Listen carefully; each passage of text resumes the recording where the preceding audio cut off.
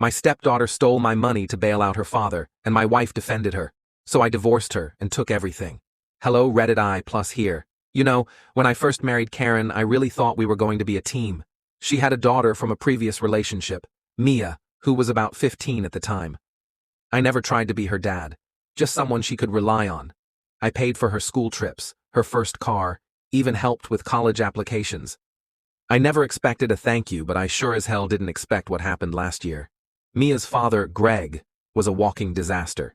He was the kind of guy who had one good month out of the year and spent the other 11 ruining everything. Unreliable, irresponsible, and perpetually broke. I lost count of how many times he borrowed money from Mia, which really meant it was my money she handed over. And every time Karen would make excuses for him. He's her father. She loves him. He's just in a rough patch that lasted 2 decades. Then last year, Greg got himself arrested. Some scam he was running finally caught up with him. Mia, 20 now and supposed to be figuring out her own life, panicked. She needed $5,000 to bail him out. And when I told her no, she did the unthinkable. She stole it, from my office, from my locked safe. I came home from work, and something just felt off. I checked the safe, and the money I had set aside for a home renovation project was gone. It didn't take long to figure out where it went.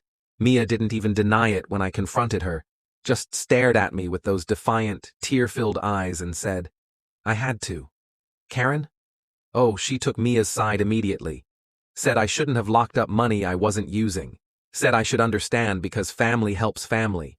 Said I was too hard on her baby girl. I felt something in me snap that night. I told Karen that if she really believed that, she could help Mia and her father without my money. Because I was done. With her, with Mia, with all of it. She thought I was bluffing. Until I moved into the guest room. Until I spoke to my lawyer.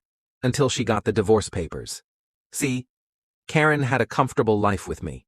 She hadn't worked in years, and everything, the house, the cars, even her personal spending account, was funded by me.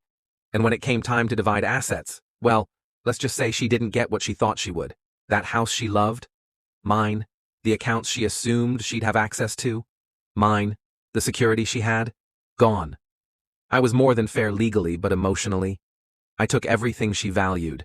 I heard through mutual friends that Greg got arrested again a few months later. And Mia? She's struggling.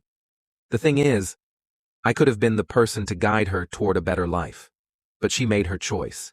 And so did her mother. And me? I'm better than I've ever been. I moved to a new city, started fresh. No more constant drama, no more walking on eggshells in my own home. I got back into things I enjoyed, traveling, meeting new people, even picking up hobbies I had put on the back burner for years. At first, Karen tried to reach out. She sent emails, left messages, even showed up at my old workplace once. She wanted to talk, to explain. But what was left to explain? She had shown me exactly who she was when she defended Mia's theft, instead of acknowledging how deeply she had betrayed me. I ignored her. Eventually, she gave up. Now, a year later, I occasionally hear about her and Mia through mutual acquaintances. They're struggling, still living in the same house but barely getting by. Mia had to drop out of college. Karen is working part-time, something she never thought she'd have to do again. Meanwhile, I just bought a vacation home by the beach. Life is peaceful, and I don't regret a thing. Sometimes people don't realize how good they have it until it's gone, and by the time they do, it's too late.